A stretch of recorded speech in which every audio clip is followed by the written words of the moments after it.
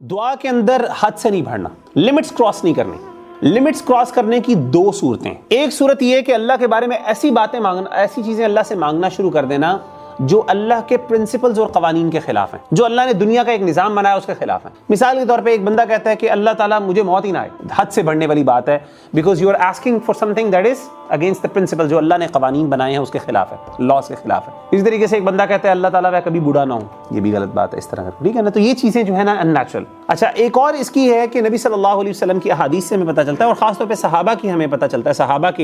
صحابہ نے اسے یہ بھی مفہوم سمجھا کہ دعا کے اندر بہت زیادہ unnecessary ڈیٹیلز میں نہیں جانا چاہیے۔ مثال کے طور پہ عبداللہ بن مغفل کہتے ہیں، یہ صحابی ہیں، ان کے بیٹے نے دعا مانگی، ان کے سامنے دعا مانگ رہے تھے، اور انہوں نے کہا کہ اللہم انی اسألک القصر الابیض عن یمین الجنہ اذا دخلتها، اللہ تعالیٰ میں جنت کے اندر جو دائیں سائیڈ ہے وہاں پہ ایک سفید جو محل ہے آپ سے مانگتا ہوں۔ بڑی اسپیسیفک ڈیٹیلز میں چلے گئے تو عبداللہ بن مغفل نے کہا یا بنیا، اے میرے پیارے بچے، سل اللہ الجنہ، اللہ سے جنت کا سوال ضرور کرو، مانگو ضرور، وعوذ بہ من النار، اور آگ سے بچنے کا بھی اللہ سے دعا مانگو۔ لیکن میں نے اللہ کے رسول صلی اللہ علیہ وسلم سے یہ بھی سنا تھا، یکون قوم یعتدون فی الدعاء والطہور، کہ میری قوم کے کچھ ایسے لوگ ہوں گے جو دعا کے اندر لمٹس کو کراس کریں گے، حد سے بڑھ جائیں گے۔ اور حد سے بڑھنے کا مطلب یہ ہے کہ بہت زیادہ unnecessary ڈیٹیلز اللہ کو بتانا،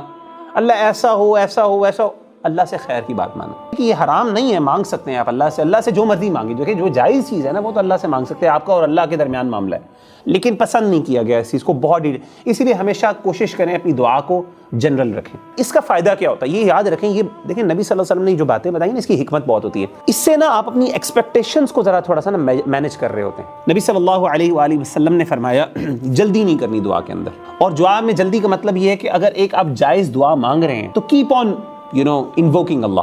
cap on asking for it, اس پہ گیو اپ نہ کریں،